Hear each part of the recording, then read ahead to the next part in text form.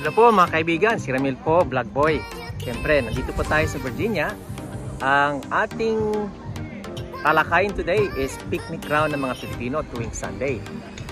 The other time may video po ako na nasa lake po kami, pero ito ibang lake na naman. Pero titingnan natin ang mga kaibigan natin. Kapwang Pilipino sila, pero may mga halong Amerikano.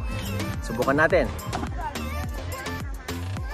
Good morning po mga kababayan. Nandito po tayo sa Reston ng Virginia. Isa pong lake na napakaganda. Ang daming mga itik, maraming mga tubig, mga halaman, mga puno. At ito po ang last week bago mag-fall next week. Siyempre, lahat po tayo pupunta dito para mag-enjoy. Dito po tayo para tumingin sa isang grupo ng Christian Church na ang pangalan ng church ay El Jor. Napakasayang grupo nito. Titingnan natin.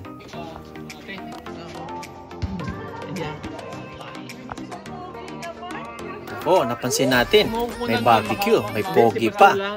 Ito pong pastor nila at saka naghahanda po sila ng isang grande. Siyempre, Sunday po ngayon, magsiservice po sila at saka magre-relax dito po sa lugar ng Reston, Virginia. Siyempre, katuwaan muna, laro dito, laro doon, lakad dito, lahat mga problema, tinadala sa bahay muna. Dito, relax po na. At yung mga bata ay nagtitent. Tingnan mo naman sila. Hi. Kahit ako gusto kong pumasok, pero hindi pwede. Pangbata lang po.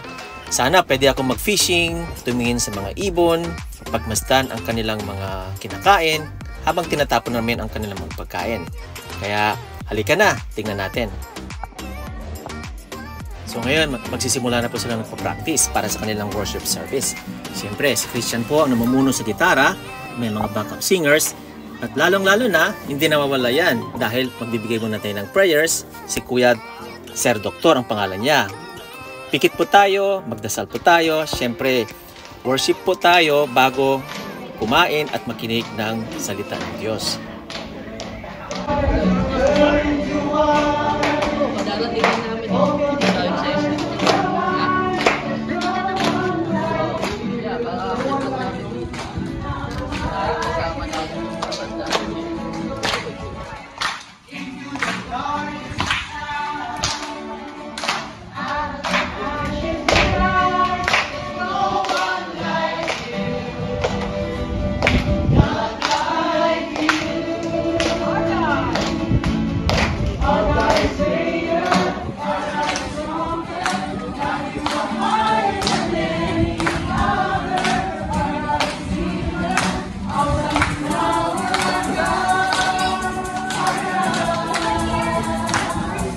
Sarap naman pakinggan ang mga kanta ng mga kabataan, mga nag-worship dito po sa tent. Hindi pala kailangan na sa church, kahit saan pala pwede tayong mag-worship.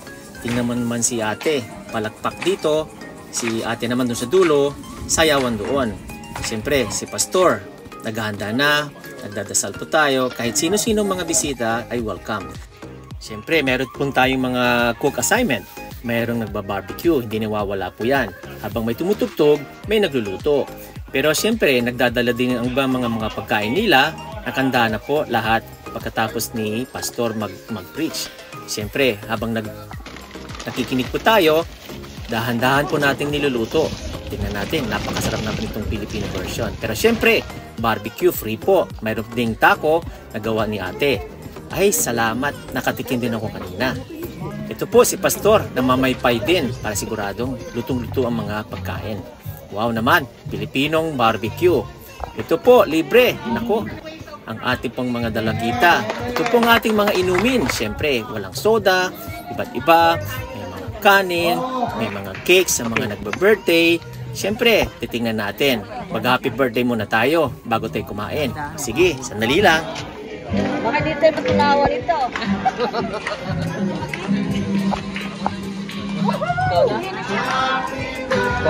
Ano na lang ilay ka? Wala na. Happy birthday to you.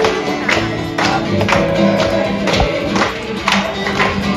Happy birthday. Happy birthday. Happy birthday to you. Happy birthday. Naku, mga birthday celebrant nandito sa harap. Napaka-special talaga, hindi nag-iiwan. Basta merong birthday, kinakantahan talaga. Siyempre, panguna po to ni Kuya Nilo.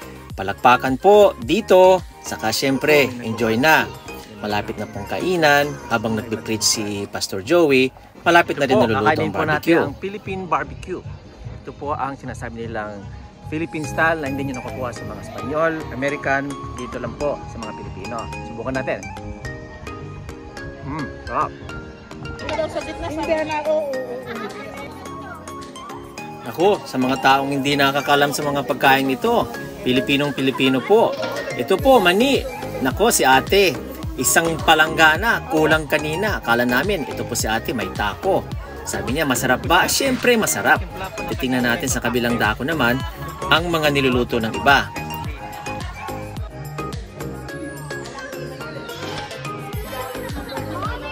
Siyempre, dito naman ang drinks, hindi po soda. May soda din, pero merong buko, may jelly, at saka iba't iba pa. Kaya tingnan naman natin. Kaya, ang pinili ko ay coconut. Siyempre, paborito ko yon.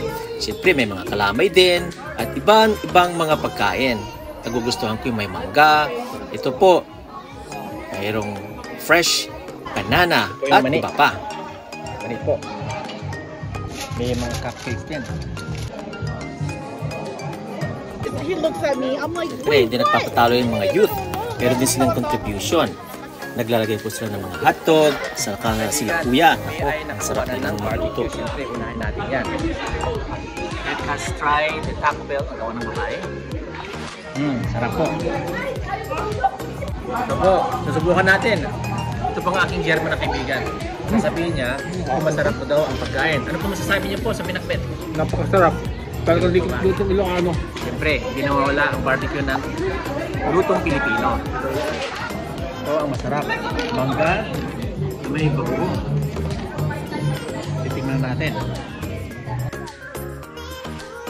Hanggang dito na lang po mga kaibigan. Konting salo-salo, kaibigan, kantahan, saya. Tingnan natin ang mga nature, pagmasdan. Siyempre, everything belongs to God. Now we can worship and appreciate the day because He has given us all the blessings. Salamat po. God bless po sa lahat dyan na nakikinig and I hope you had a good Sunday.